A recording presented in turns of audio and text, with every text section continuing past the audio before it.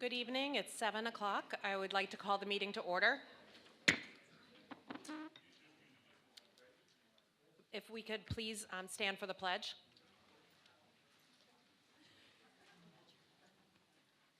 Allegiance to the flag of the United States of America and to the republic for which it stands, one nation, under God, indivisible, with liberty and justice for all.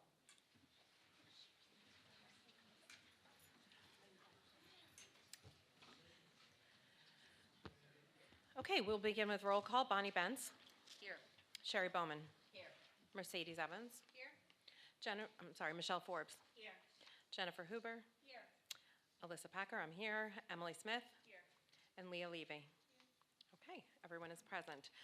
We'll begin with our first period of public comment. At this point, if anyone has anything they would like to share with us, please approach the microphone, state your name, address, make sure it's on, and when you're speaking, make sure that you're pretty close to it to be heard well, because we do stream the meetings on YouTube. And please try and limit your comments to 3 minutes. Thank you. Okay. Is it on? Yeah, so if it's easier for you to hold it, that's fine too, or put it up, yeah. Got my hands full. Yeah. Bernadette Miller, 848 Wynwood Road, and Chickaboo. Everybody knows Chickaboo. I would like to thank the volunteers on the Climate Action Committee for putting together the Climate Action Plan, and I just want to give a vote of support for the Climate Action Plan to pass. Thank you. Thank you. Tom Miller, also 848 Wynwood Road. Sole comment is my wholehearted support for the Climate Action Plan. Long overdue. The sooner the better. So Thank you. I appreciate you moving forward with it as quickly as possible. Thank you. Thank you for your comment. Hi, Steve Knobb, 120 South 31st Street. I've come with my daughter tonight. She chickened out. I shouldn't say it that way, but we've come here to support the Climate Action Plan. She has a band rehearsal soon, so I unfortunately have to leave with her. But generalized support, it's something that really must be addressed. And for her part in that, she is concerned with wildlife and the human impacts on the environment are outsized compared to every other species. We need to find better ways. And I support the plan. Thank you. Thank you.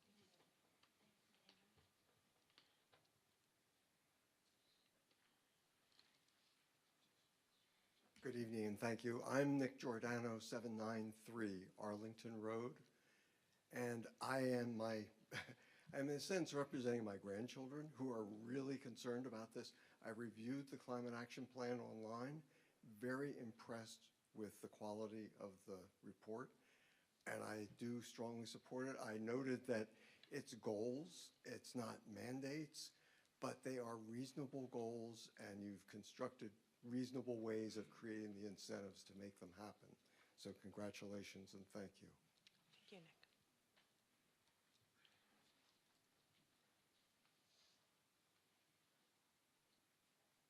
Excuse my notes. My name is Mark McClellan. I live at 342 Willow Avenue with my wife. I've raised our children here. We've been here 38 years. I've spent 45 years of my career in energy and the environment, running all of the regulatory programs in Pennsylvania and the DER.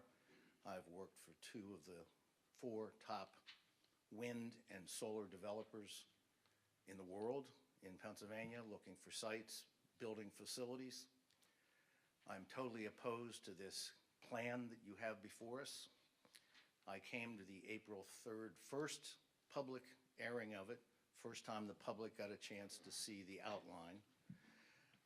And we were told, and it was written, it was going to be adopted last month. I don't think there's a rush. I do, looking online, see they have edited since the April 3rd meeting. And as such, I believe you should table this tonight. Give us 60 days to look at this document. There's no rush. The world is not collapsing tomorrow. And come back in June or July, and we can then identify for you all the flaws and problems.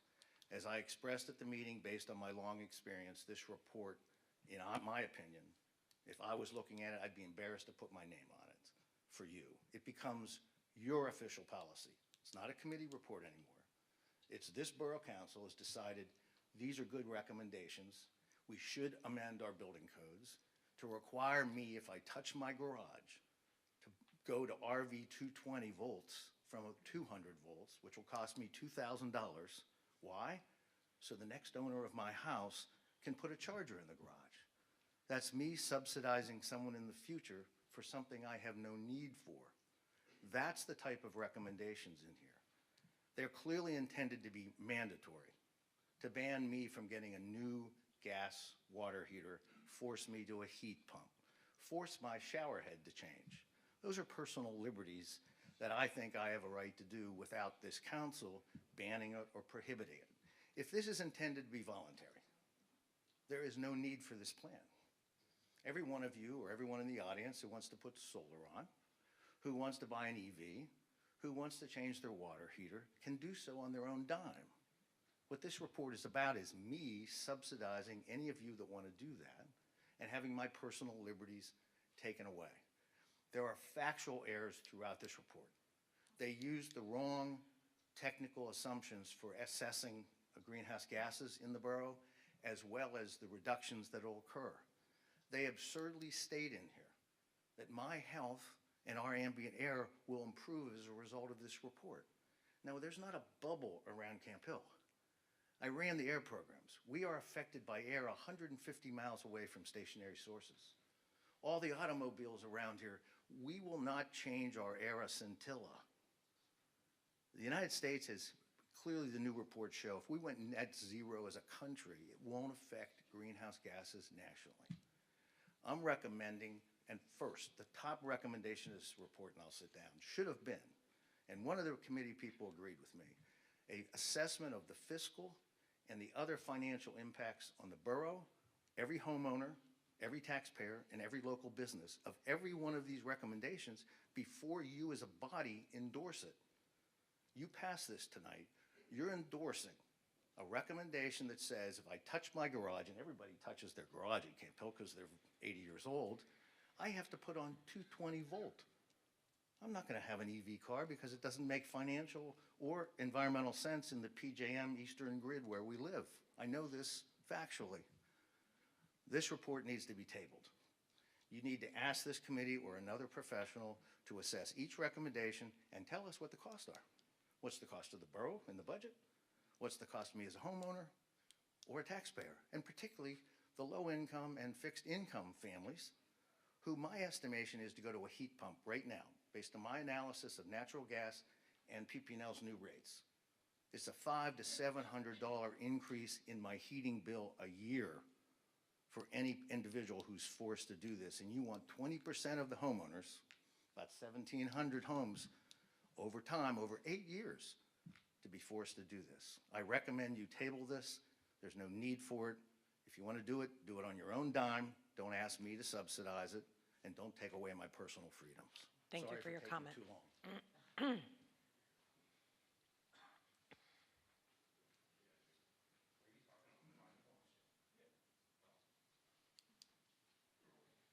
How y'all doing today? Hi, Reed Nixon, 2811 Fairview Road, here to talk to you guys about the lack of maintenance, again, down at Seabrook Park. You know I'm here. I do have a question for Lester. Lester, who is it that told you to not cut the grass down there? This isn't the time to It's- ask questions, okay. but you can follow up with a phone call to his office. Yes, and I have. And the thing is that it was not passed through council here, as I have in an email from Jennifer Hoover. It says, Mr. Nixon, riparian buffer was discussed in committee and approved by council May 2020. See attachments for meeting minutes, council May 13th, 2020. Meeting was sunshine per Pennsylvania Sunshine Act. That is not true. It was not discussed. It was not in that. If you guys would show me one time where it was passed through this committee, I would stop coming here. The fact that you can't and that these are lies, you're lying. I know you're lying. You know I know you're lying, and you continue to lie. That is why this will go to a lawsuit if it is not addressed here. This is the right place for that. That the redress of grievance isn't being done here is not proper. Thank you. Thank you for your comment.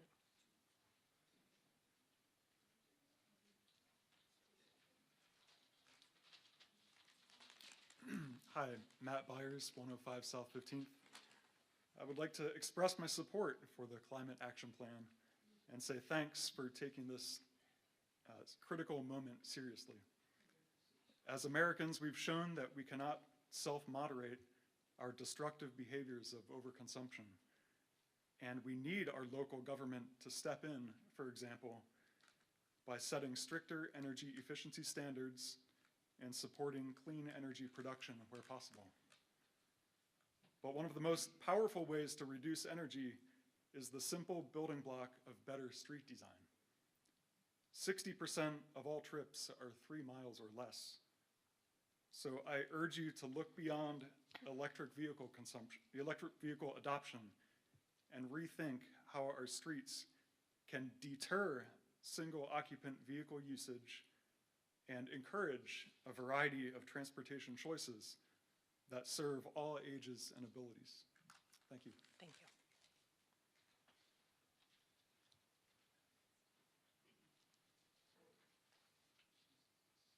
you.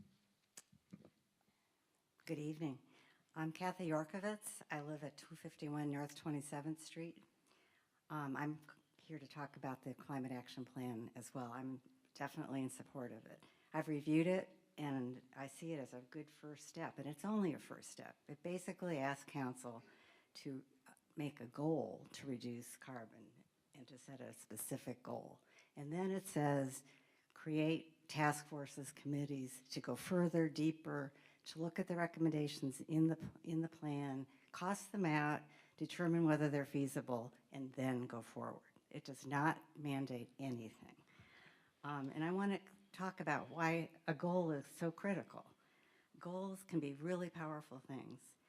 I want to tell you a story about a town in Vermont that did just that. 10 years ago, their city council, or borough council, it's a pretty small town, established a goal all the way to 2050 to reduce carbon. And one of the things in their plan, they set up a bunch of different committees, one of which was an energy committee. And they set a goal to, by 2050, to have 30% of their houses solarized. And they had a big solar campaign.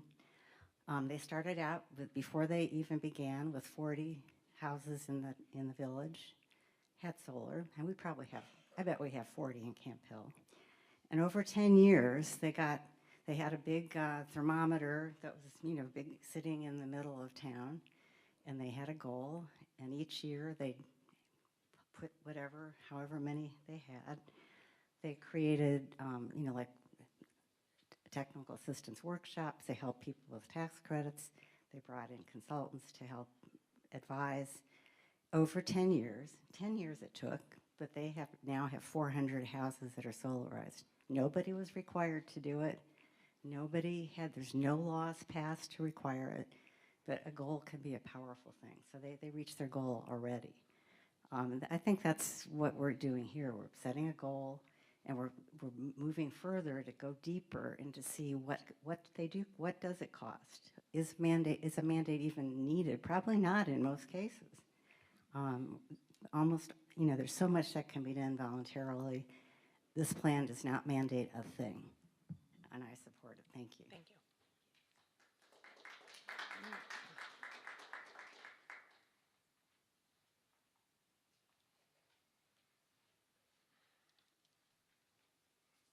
Good evening. I'm Thomas Fink. I live at 514 Benton Road. I want to applaud the council for initiating a plan for looking at this worldwide problem. I find arguments about freedom and the fact that the rest of the world's not doing things kind of tiresome and lacking contextual perspective. It's time for us all to begin moving, and the best place to begin is in our own community. So I applaud this aspirational plan and hope we can move forward on this. And again, these silly arguments about personal freedom and so on that we hear all over the place just don't make sense. They're just not good arguments. So thank you for the work that you've done. Thank you for your comment. Other public comments?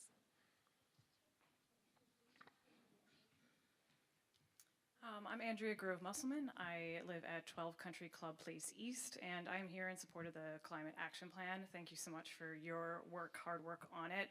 I would love to see Camp Hill to be a leader in the community. I think just because the rest of the world is not necessarily adopting these actions yet, it'd be really great for Camp Hill to actually be the one driving this conversation. So thank you so much for bringing it to the forefront. Thank you for your comment.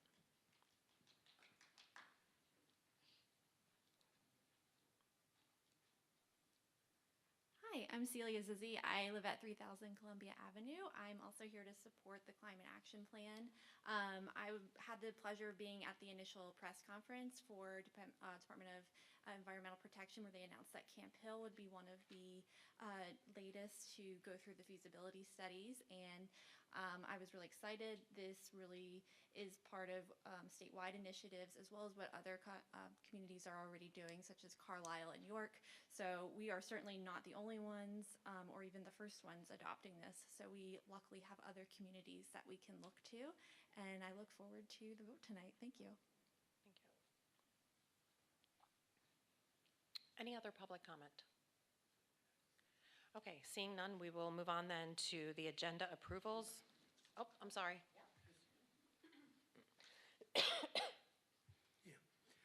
Name is John Bedway.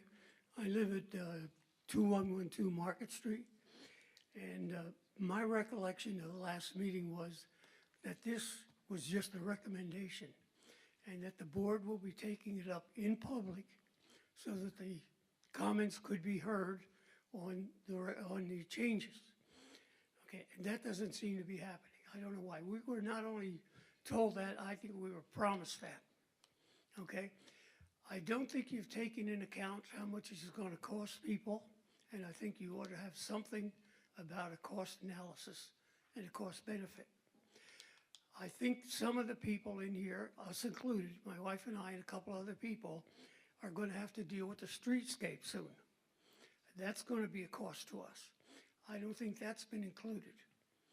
We just recently had to get the assessment for the runoff water. We've had an increase there, and we're working out that one out. That was attached to climate control. We have a new sewer system. We never paid sewer bills before directly to a sewer system. We had them in our taxes. That was to climate change, okay? We've taken care of that, or we're paying a lot more now for our sewer than we used to be, okay? I do have a caution about the roofs. I think we say 1,700 in there.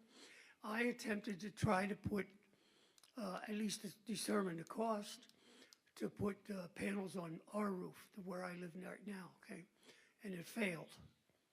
Okay. How many of the 1,700 in Camp Hill are going to fail?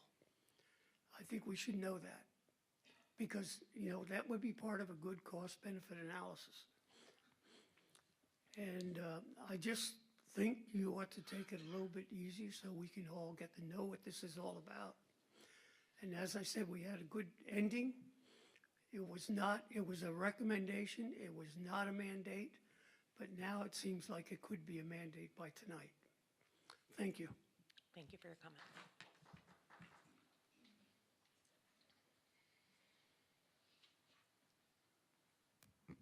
Good evening. William Evans, 3001 Beverly Road. So, not a mandate. I think that was clear if you read the plan. I support the Climate Action Plan. Thank you for having the courage to push it forward. And thanks to my neighbors who got up here and dispelled some of the myths and misinformation that's been going on around this.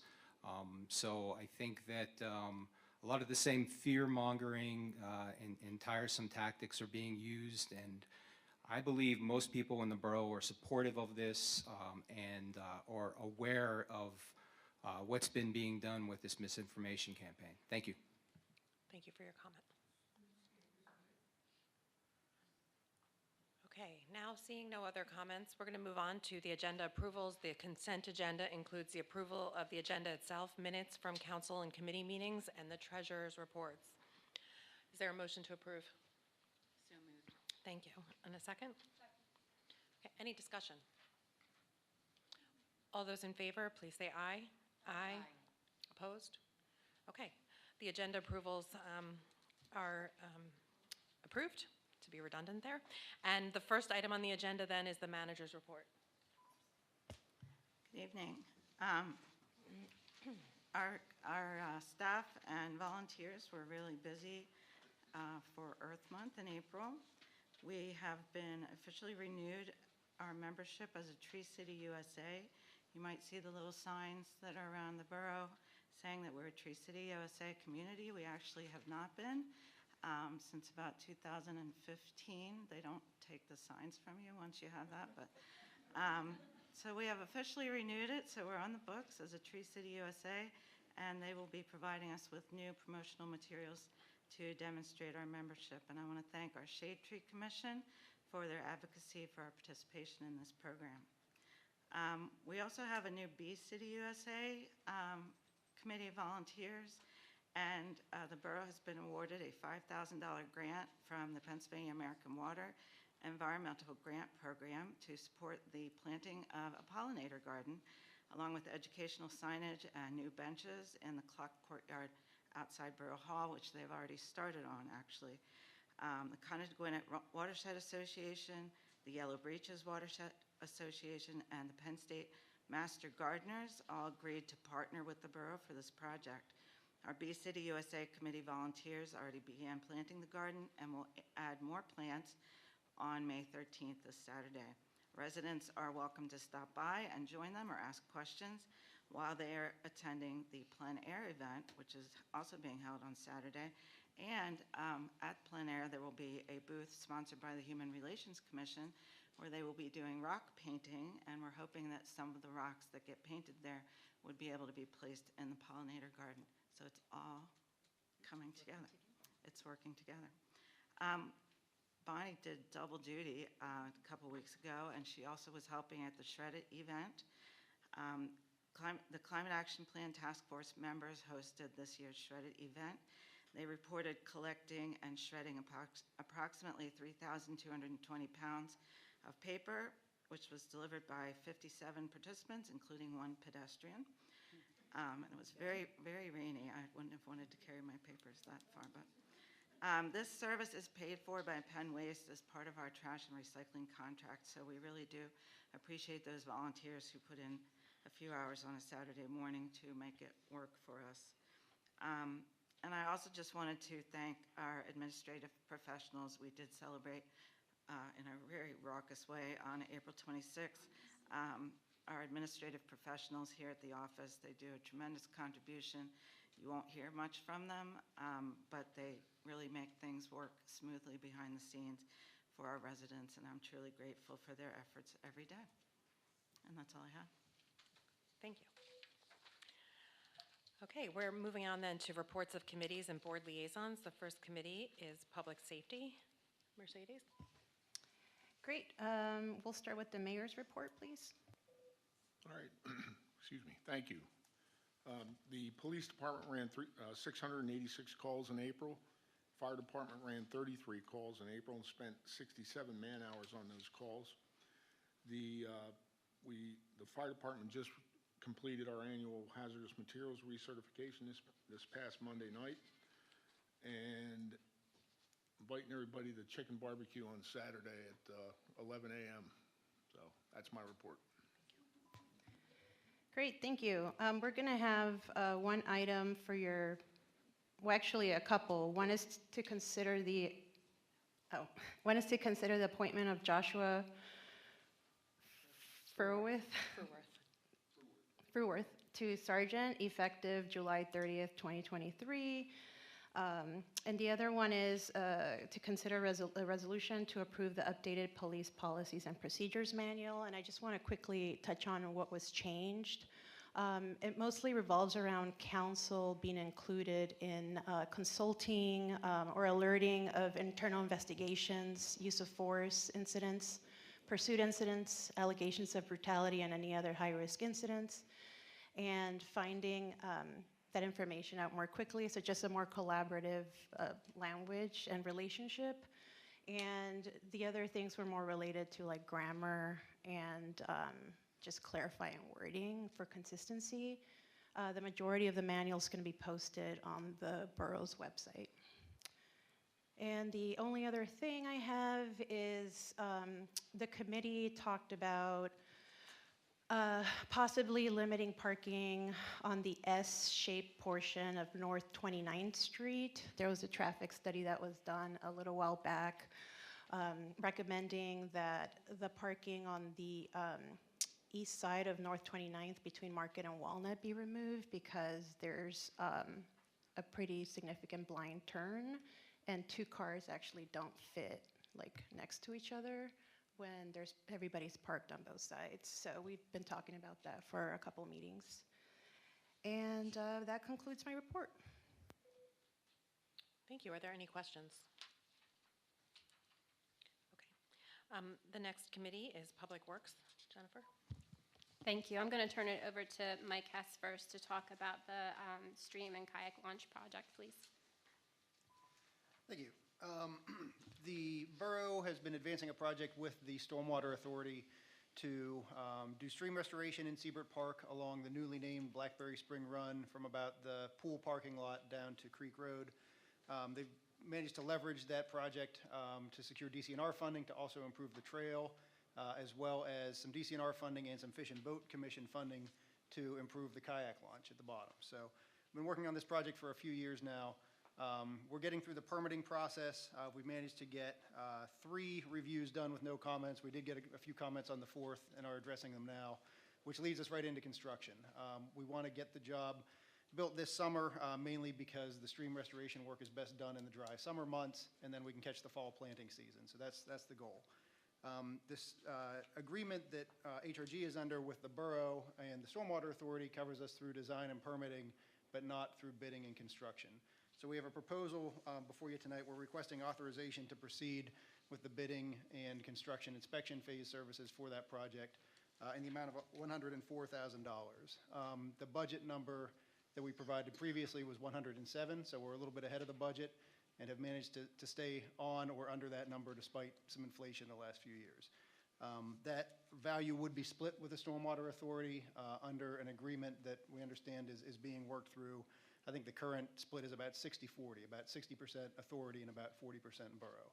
So that's the request that we have for you tonight on Seabird Park. Thank you, Mike. Any questions before I move on?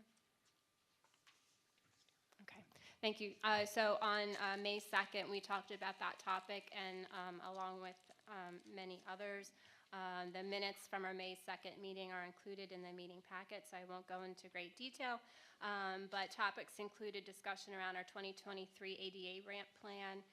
We also talked about the progress that's being made and is forthcoming with regards to the pump station and force main project. We will talk separately about the streetscape project in just a minute.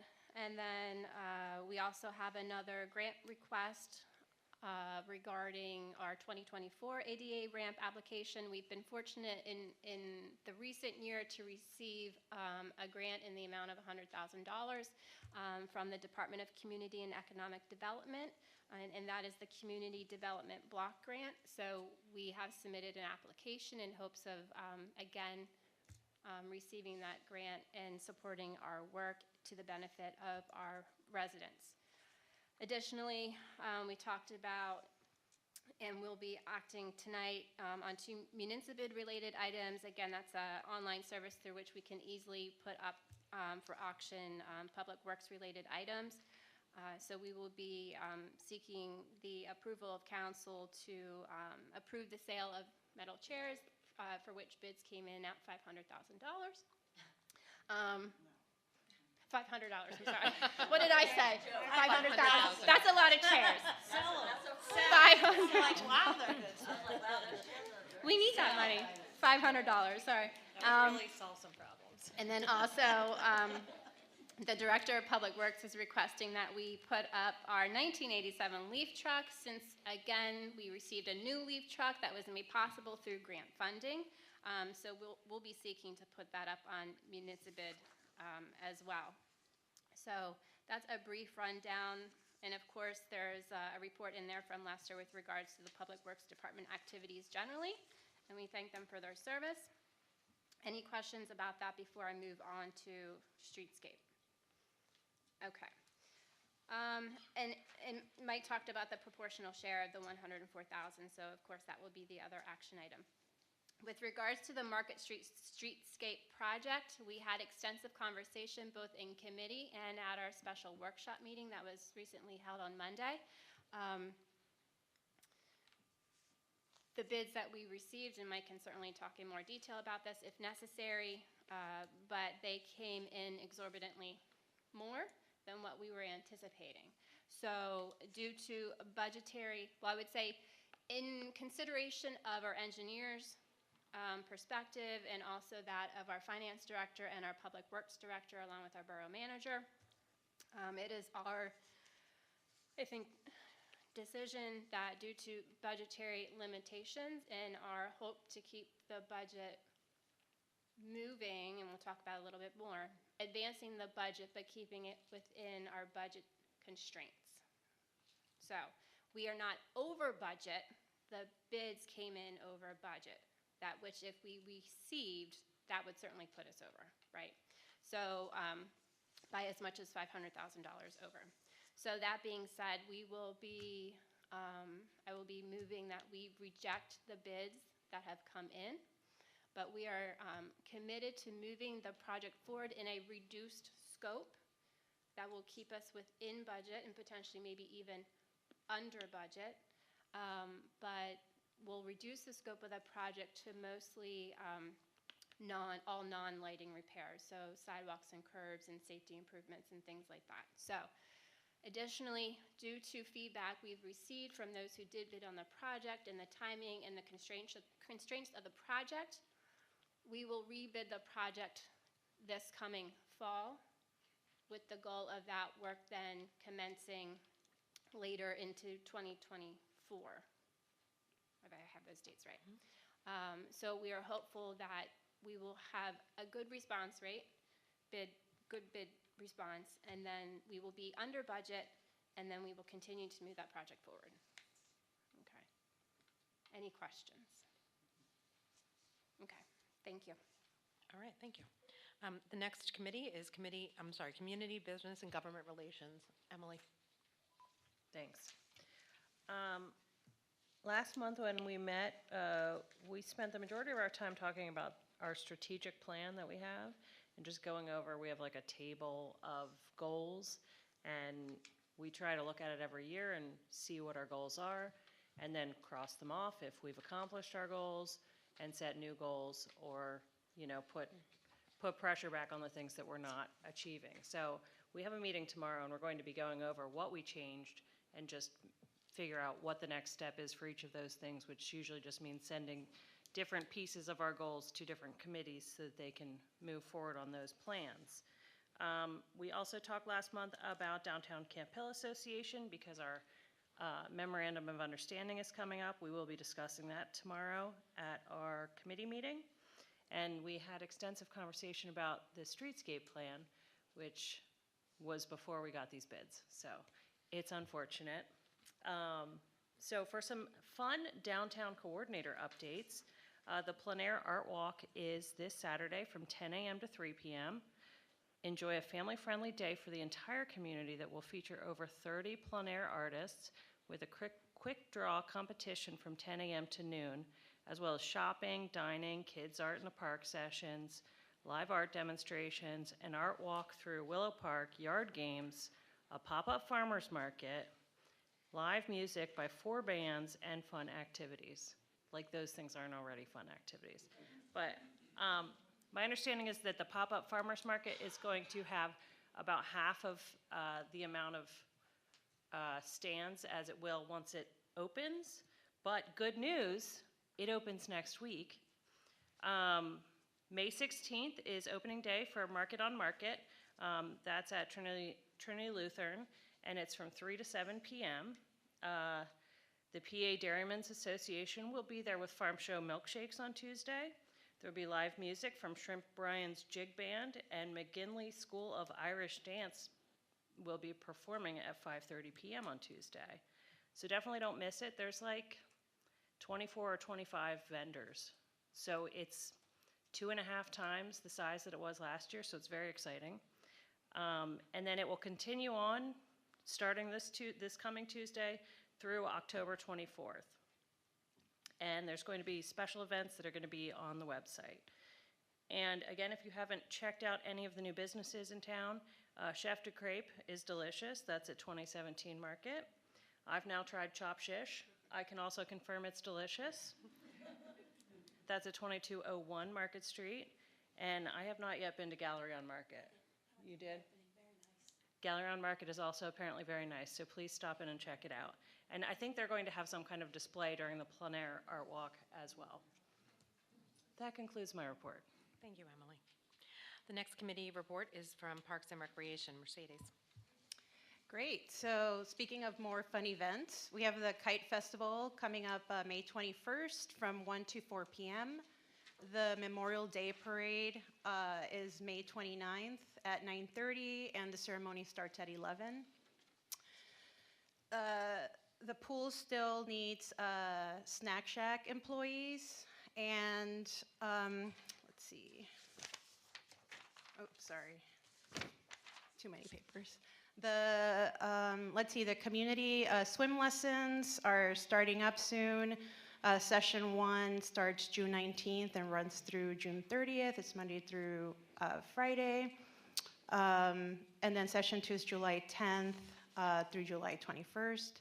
And there's conversations going on about private swim lessons, and those details are still being worked out to be able to provide those services at the Camp Hill Pool. Information will be available on our website once that's solidified. And I have a couple of items for the council to consider adopting. One is the donation of a family pool pass to the Camp Hill Elementary Parent-Teacher Organization for the Mayfair. Another is consider accepting a donation from the Harry and Nancy Price Seabird Park Fund and the amount of $1,350. We get this every year. And the other one is to consider the resolution on creating tobacco-free parks. And that was brought on by a resident, and also the YMCA contracts with the American Lung Association and Cumberland County for the Young Lungs at Place program. And it's a free PA Department of Health program that provides like a small sign that says Young Lungs at Play. So we'll be considering that today also. And that concludes my report. Anybody have any questions? No? Thank you. Okay, thank you. Next is Planning and Zoning. Bonnie? All right. In your packet are the meeting minutes from our Planning and Zoning meeting this past month, as well as our code officer's report, which reflects $221,000 in construction and a total of 215 calls that he managed this month. Of note are a few items I would like to mention. Our next Planning and Zoning meeting date on the calendar is listed or will be listed to be determined. We have some committee member conflicts, so we're trying to come up with a date for our next meeting. It will be posted on the calendar as soon as we figure that out. At that meeting, when we have it, we will be continuing a discussion regarding rental inspections and fees. As Sarah mentioned, the Bee City Committee will be planting annuals and herbs this Saturday morning, so if you would like to wear some garden gloves and bring your trowel, come help us. That would be great. We'll probably be starting around 9 o'clock. I'm not quite sure on the time, but I think it'll be around 9. So the first item on the agenda tonight under Planning and Zoning is to consider adoption of the Climate Action Plan. And I have the statement I wanted to read, and then we'll go to discussion if anybody has anything to say. So the Climate Action Plan Task Force, as many of you know, hosted a Q&A town hall session last month with over 40 residents present. And since that meeting, the task force made adjustments based upon feedback, and the revised plan was posted to the website for review of the public. One of the biggest issues that I came away with, and as did the task force from that town hall meeting, was the concern that was expressed that the plan would develop into a mandate without considering cost benefit to the borough or the residents. And cost benefit, I mean cost benefit analysis. In the revision of this plan, I believe the executive statement addresses that issue. It says these action steps are not comprehensive, nor are they binding, but rather suggestions based on the best practices available for government and households. The executive statement goes on to specify, to implement any of these items, Borough Council would need to consider the fiscal impact and follow any rules and regulations relevant for the implementation of the particular item in question. Regarding the action steps that were selected in the plan, the executive statement says the task force selected these items for their achievability based on available technology, costs, and community impact, and their efficacy, the potential to lower borough-wide carbon emissions. So this plan is not comprehensive. It is a list of suggestions that have the biggest impacts.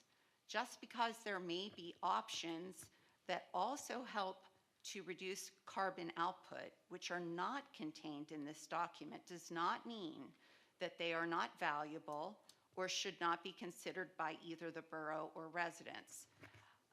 The added comment on page 16 in the document that refers to the town hall meeting affirms this. It says, during and after the April 2023 public meeting on this plan, residents suggested a number of action steps that are not contained in the plan. The steps set out below in the plan are illustrative, but not exhaustive of the possible action steps available to the borough. For example, as Sarah mentioned, we have recently renewed our partnership with Tree City USA because we recognize the role that trees play in cleaner air, cooler temperatures, as well as in carbon reduction. But the planting of trees is not listed in this plan. That is not because the planting of trees is not considered important. I also wanted to mention, because this is a favorite of mine, that plastic waste reduction, which in essence lowers carbon output by reducing fuel needed for production as well as for recycling, is also not in this plan.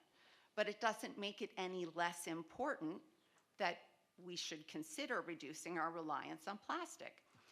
The Climate Action Plan provides a starting point. It is a document of ideas that the borough can reference to begin the process of becoming more energy efficient and resourceful in reducing our carbon footprint.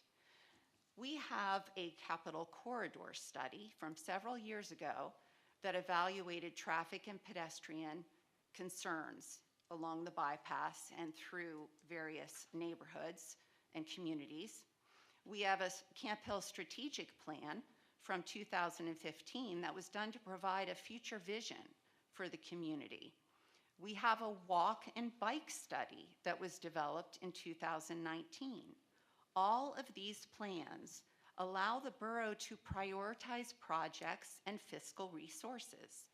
We have just awarded a contract to begin the process of examining the feasibility of various options to improve pedestrian walkability and multimodal connectivity along the Camp Hill bypass between Market Street and 24th Street.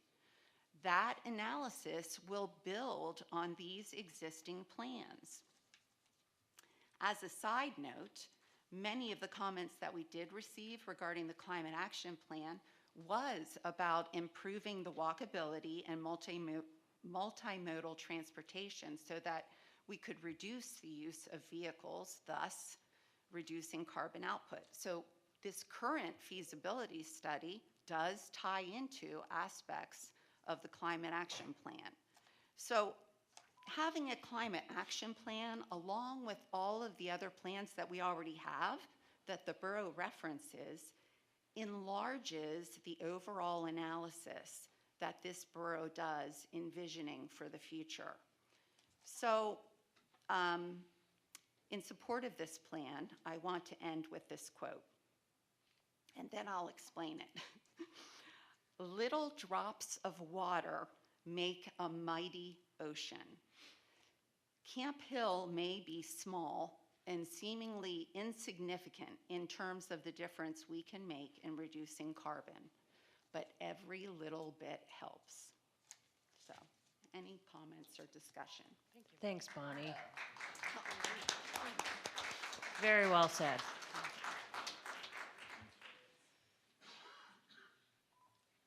I just want to say I appreciate all the perspectives that we've had. It's been on both sides, and we've received everything from individual comments to comments from Bike Camp Hill to our own state representative. So I just think it has added to the plan and improving it. And I echo Emily's comments. I think your synopsis was on point. Okay. I'll just make a comment. It does open us up to available funding in the future, right? So as government agencies at the state level, the federal level, make money available to support, climate improvements, we're going to be teed up now with having a plan available in the community and that we've done this work. So I think it's exciting. So thank you. Mm-hmm. I agree as well, and I would just like to say with respect to the fiscal impact, we don't make any decisions that are, we don't allow projects to move forward if they're outside of our budget. You saw tonight we rejected bids that came in because they were over budget. So, everything that we look at within the context of our budget and should we ever forget that, our financial director does an excellent job reminding us of our budgetary constraints. So, if there is an idea in there that looks good and we start investigating it and exploring it, and it's too expensive, this is not something that you're going to see move forward. Mm-hmm. That's my only comment. Okay. May I say one more thing? Mm-hmm. I just wanted to say, I see some of our task force members in the audience, and to them, they ranged from educators to professors to, ordinary residents to agency staff, both current and former. So I think we had a wide range of expertise that participated in the development of the plan that was made possible by one resident pointing out through DEP's program. So, like she said, many other municipalities have benefited from that, opportunity. So, thank you. Okay. No further comment on that issue? All right. The other two items that I have under planning and zoning, we will be considering approval of an operations and maintenance agreement for a parking lot at 1801 Market Street. And we will be considering approval of an operations and maintenance agreement for a pervious driveway at 29 North 17th Street. Does anybody have any questions on those documents that were in your packet? Okay. Thank you, Bonnie. Thank you. Okay, Michelle is going to tell us about PPP.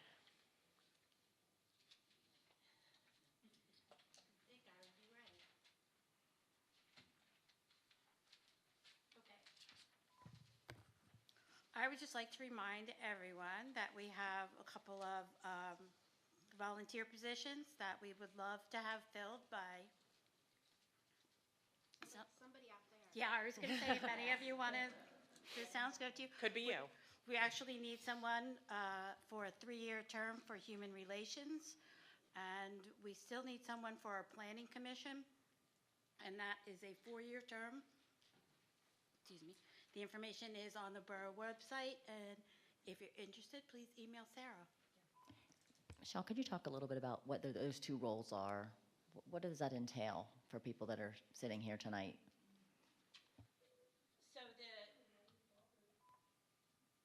So the human relations is, actually it was set up by the state, and then we're just a local branch of it where if anyone has a complaint that They've been discriminated against. Thank you. Then they would come to the commission and they would work as mediator. And then they go on from there. So I don't even know that, Do they to meet? make it aware, I don't even know if people are aware that it's something that we have and that we offer. So the more that they get out there and are able to talk to people, and then if there is an incident or is something that happens, you have someone that you can go to who, That's terrific. Do they meet quarterly or monthly? they meet monthly. Okay. Yeah, on Zoom. And they will be actually at plein air doing rock painting while the individual who does not paint is sharing information about the Human Relations Commission with anyone who's waiting for their children to paint the rocks. So it comes together. We all work together to make things happen, and it's a good chance for people to get to know that group of people. I just wanted to add on regarding the Planning Commission, as we know, plays a very integral and important role, and especially in regards to planning and development in our borough, and they have really become and are taking on a new and improved role in terms of other projects that we've been inviting their feedback. So if you are interested in that type of thing, that would be up your alley. Okay, thank you. The next committee is Finance. Sherry? Right, wonderful. Just a few things. So we did meet in April, on April 27th. We chatted about a few topics here. We looked at a recent pension audit that had been done for us. We talked about the financial impacts of the sign ordinance lawsuit. We discussed offering firefighters some tax credits if they volunteer to be a part of our firefighter entourage. We also looked at the first quarter budget to actual to make sure we were on target. I guess one of the things we wanted to talk about is reviewing our audit, which was favorable. I don't know if there's anything you wanted to add since Jared's not here. Our audit was actually perfect. We are very fortunate. Our finance director is at home waiting for a baby to arrive, but when he's not doing that, he's extraordinarily skilled at his job. And there are not many municipalities who have someone with a CPA serving as their finance director. So we actually got a completely clean audit with no comments whatsoever, which I have never seen. So thumbs up to him. When you see him and the baby, you can tell him thumbs up on the audit. So that's great news. Thumbs up on We'll give a thumbs up on the baby too. Yeah, a double win there. Okay, and I guess a couple other notes here. Our second quarter utility bills went out. They're due on June 1st. And then tonight we're going to do a couple action items. You know, we have some typical transfers that we do periodically, so I'll be making some motions around transferring money out of our general fund into the capital fund, also into the stormwater authority fund, and into our swimming pool fund. So I don't know if anyone had any questions. Thank you, Sherry. Yep. Okay, actually back to you, Sherry. You Yes, are our I'm Borough a- School yes, District I'm Liaison. very important in this meeting today. So our Borough Council meets with the school board periodically, at least twice a year. So we just met with them again in April on the 26th. It was a busy week that week. We had a great discussion around a variety of topics, including crossing guards. So we know that there's, need to continue to recruit more crossing guards. It's very hard to attract people to these crossing guard positions. So the cost of securing crossing guards keeps going up and up and up. So we had a little discussion about trying to just secure some bids from some other companies. What do other school districts use, et cetera, et cetera. We're responsible as a borough to provide crossing guards. So right now we'd like to have 8 crossing guards available, and we can only get to 6. So, there's still pressure to want to get to 8, and maybe we'll get lucky. And if someone out here wants to be a crossing guard and work with children, that's another opportunity, and you get paid. We did also talk about emergency management planning that had taken place between our police and the school district to make sure we were prepared for any kind of emergency. They had an expert in the borough working with us to just understand different scenarios, like fires at different locations, what will we do, and just any other thing that the group could think of, make sure that we have everything laid out in terms of communication planning and what would actually happen in those events. So that's really great to know we're doing that. We also shared some public works activity that we have going on. One is getting the Eisenhower Walkway underpass project complete, and then continuing to make walkability improvements that we just mentioned. So that just helps in making sure kids can get to school safely. We also talked about the stadium a little bit. We're doing some track refurbishment. It's going to happen right like June 5th. As soon as their graduation is over, it's like, get this done very quickly. And then we talked about the camps that are going on, and there was a great liaison between our recreation director and the school district. We had set up some tables in the schools to try to attract some of the high school students to come and fill those positions to be camp counselors. So that was really nice to see that, you know, there was like a way to get some synergies there. There's a lot to talk about. And we also talked about the Diversity, Equity, Inclusion Group and the Earl Bench Food Pantry that the school district supports. So we have a lot of really great things going on between the borough and the school district. And I think that's really wonderful because both, like, we pay taxes to both of those entities. They should work together really well and to make the best, you know, synergistic and optimized situation for everybody. So anyway, that's my report, and it's all good news. Thank you. Can I just say, that just reminded me that the track, when we're doing the track refurbishment, we'll blast this over our website, Facebook, anywhere. No one will be able to use the track. You will have to find somewhere else to walk in circles, ovals, I guess, for about 2 weeks. 2 weeks, like no joke, you cannot go into the track in the stadium for about 2 weeks. So get together, find somewhere else to walk, and don't call us and say we're being mean, because we want to have a better track, so we're refurbishing it, and I think everyone will enjoy it when it's done. But if you get your footprints in it, you'll get in big trouble. Thank you. I just wanted to say quickly, Sarah, you reminded me too. Do you want to mention something about the parking at Seabrook Park, reminding residents not to park in the... Oh, yeah. Yeah, lots of reminders to people to not do things they're not supposed to. When there are events at the stadium or in the park, we've had some issues with people parking in the grass, especially right now because we're doing a lot of work on the sewer pump station. We're going to be replacing that pump station. There'll be a lot of dirt that's turned up, a lot of new grass seed. If people park on it, they're going to be in big trouble because they're going to kill our brand new grass, and I don't think anybody wants to do that. So when you're at an event, if you go to Seabrook Park or you're at the pool or you're at the stadium and there's no parking spot, go ahead and go up to Eisenhower. There's a lovely parking lot there. Enjoy that and have a nice stroll down the sidewalk under the underpass to Seabrook Park, because that's better than ruining the borough's grass and putting our maintenance staff to work. Thank you. Okay, Stormwater Authority Liaison, Bonnie.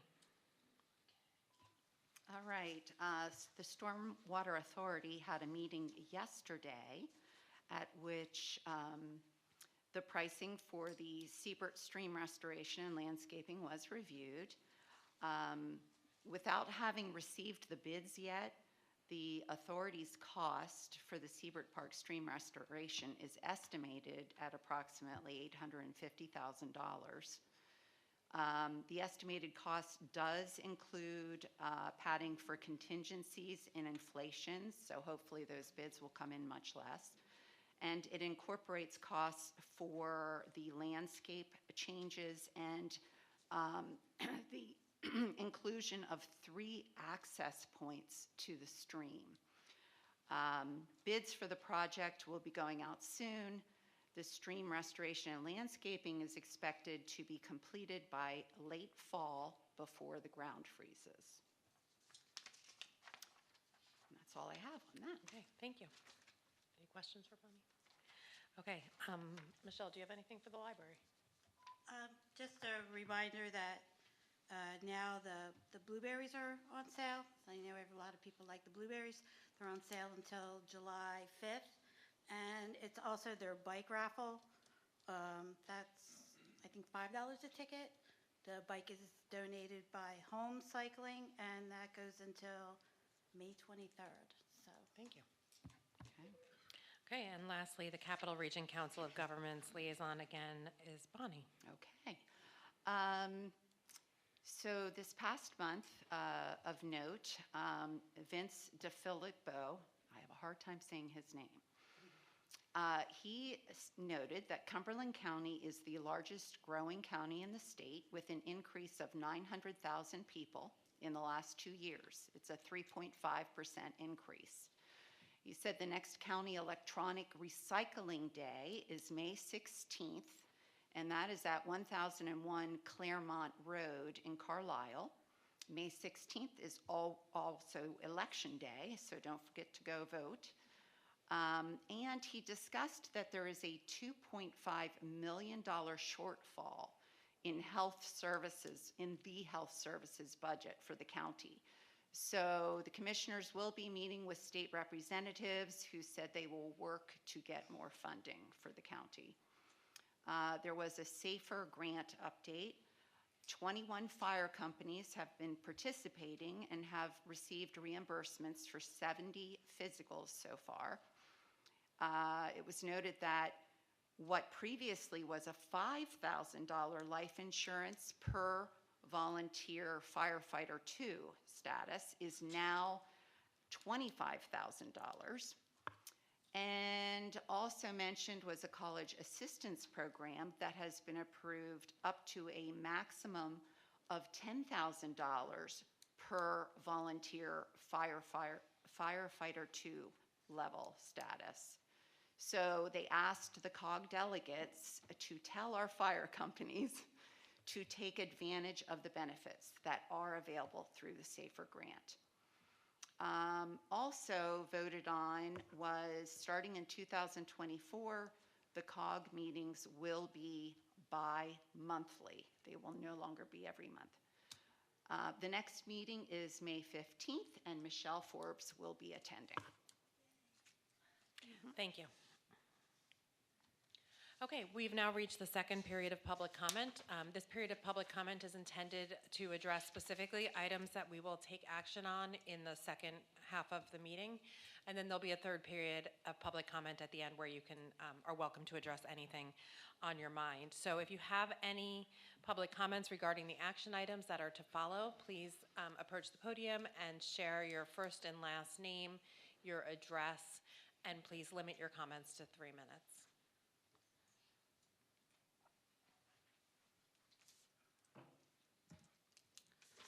I'm Keith Nonamaker, 235 North 19th Street. I wish to address the Climate Action Plan. First, I want to thank the task force for their time and effort. Unfortunately, I cannot thank them for the result because I think the Climate Action Plan is deeply flawed in many ways, and I want to address a couple of those. The Climate Action Plan PowerPoint presentation that is online, which was shown at the last council meeting and also at the public forum, includes a temperature map for Cumberland County, purporting to show temperatures in the county from 1950 to 2099, a period of 150 years. And it indicates that we can expect 20 degrees of warming for the county over that time period. That happens to be more than 3 times the purported global warming suggested by the Intergovernmental Panel on Climate Change, a UN agency. Why does it indicate that we will have 3 times the warming of the globe as a whole? And that in itself is an extreme estimate. I thought that was a little weird. I was a math major in college, Messiah College to be specific. and I'm very interested in the math behind that. So I decided to do my own temperature projection based on actual data. Central Pennsylvania has some temperature records dating from the 1870s up to the present time. We have 134 years of temperature data for Central Pennsylvania. I looked at that data and discerned the following things. The warmest year that we have had in Central Pennsylvania was 1931. The warmest month on record was July of 1956. And over the entire 134-year span of the data, I added a trend line to the data and discovered that the trend line went downward over that entire span. Central Pennsylvania is not warming. It is cooling, albeit very slightly, 1/18 of a degree over that time period. You may wonder why the computer projection got it so wrong. Well, I looked at some data for Fairview Township, York County.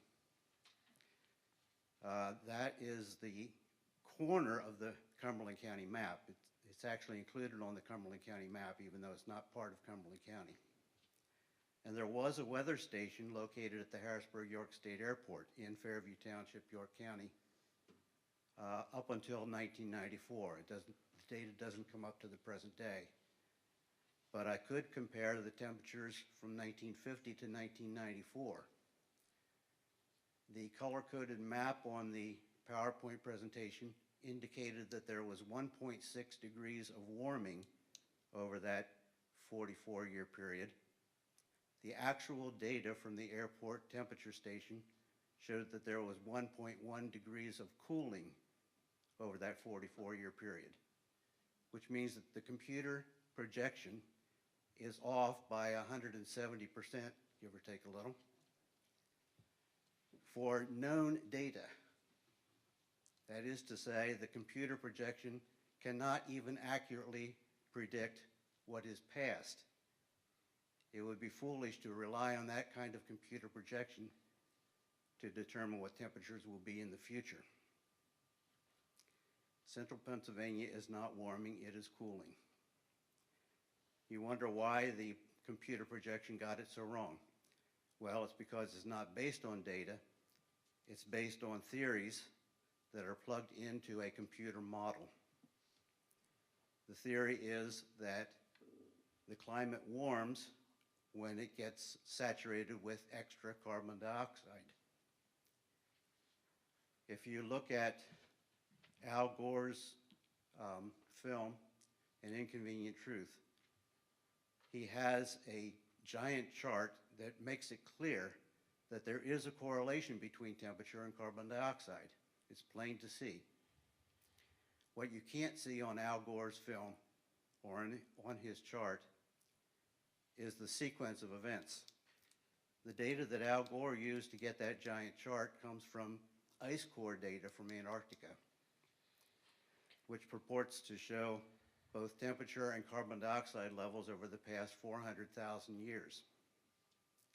If you look at the data rather than the chart, it becomes evident that the temperature change comes first, the carbon dioxide change comes 200 to 400 years later. Carbon dioxide does not control temperature. Temperature controls carbon dioxide. If you could, I'm sorry, it's been 6 minutes. We try and let people go a little longer, but if you could kind of wrap up. Well, I'll give you my summary statement then. Thank you. This plan asks the citizens of Camp Hill to spend money we don't have, to buy things we neither need nor want, in order to implement a solution that won't work to a problem that doesn't exist.